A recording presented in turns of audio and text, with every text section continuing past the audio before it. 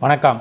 நான் தான் உங்கள் அக்கறையாரம் பேசுகிறேன். இன்றைக்கி ஒரு குட்டி கதை சொல்ல போகிறேன். ஒரு நகர்ப்புற பகுதி. சாலையோரத்தில் ஒரு சின்ன குழந்தை, ஒரு 7-8 வயசு நினைக்கிறது, ஒரு பெண் குழந்தை உட்காந்துட்டுருக்கு. அவங்க அப்பா அம்மா எல்லாம் அந்த குழந்தைக்கு தனியாகவே இருக்குது. ஒரு அழுக்கு துணி, முகம்லாம் ஒரே கறி.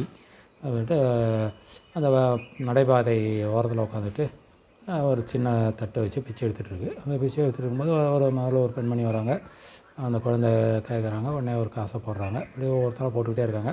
அப்புறம் ஒரு பெண்மணி வராங்க, காசை போடுறாங்க. போட்டதுக்கப்புறம் அந்த குழந்தை அந்த பெண்மணிகிட்ட தண்ணி பாட்டில், அவங்க தண்ணி பாட்டில் வச்சுருக்காங்க. அந்த தண்ணி பாட்டிலை பார்த்து தண்ணி கேட்குறாங்க.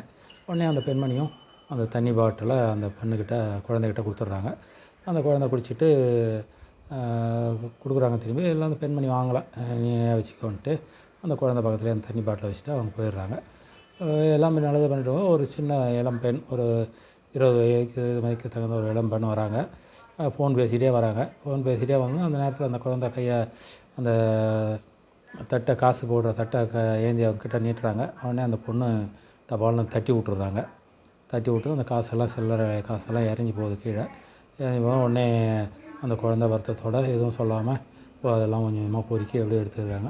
இந்த பொண்ணு போகிறாங்க, தட்டி விட்டு போனாங்க இல்லையா, அவங்க போயிட்டே இருக்காங்க. கொஞ்சம் தூரம் போன உடனே, கொஞ்சம் தூரம் தான், கொஞ்சம் தூரம் போனோடனே ஃபோன் பேசிகிட்டே போனதில் கீழே அந்த கல்லை பார்க்காம அந்த கல்லில் கால் இடித்து கீழே விழுந்துடுறாங்க. விழுந்து அப்படியே மயக்கமாயிடுறாங்க. உடனே அந்த குழந்தை அங்கேருந்து பார்க்குறாங்க. பார்த்ததும் அதுமாதிரி விழுந்துட்டாங்களேன்ட்டு ஓடி அந்த அவங்க வந்து ஏதோ லோ ப்ரெஷர் அவங்களுக்கு, அது ஆனால் ப்ரெஷருக்கு மாத்திரை வச்சுருக்காங்க. அந்த இதை வச்சுருக்கும்போது டக்குன்னு அந்த குழந்தை போடுது, போய் தட்டி தட்டி பார்க்குது, ஒன்றும் எழுந்திருக்கவே இல்லை. தண்ணியை தெளித்து பார்க்குது, எழுந்திருக்கல. அப்புறம் அந்த பையை அவங்க வச்சுருக்காங்க, அந்த பையை திறந்து பார்க்க அதில் ஒரு மாத்திரை இருக்குது. அந்த மாத்திரையை எடுத்து அந்த அவங்க அம்மாவுக்கு கொடுக்குறாங்க.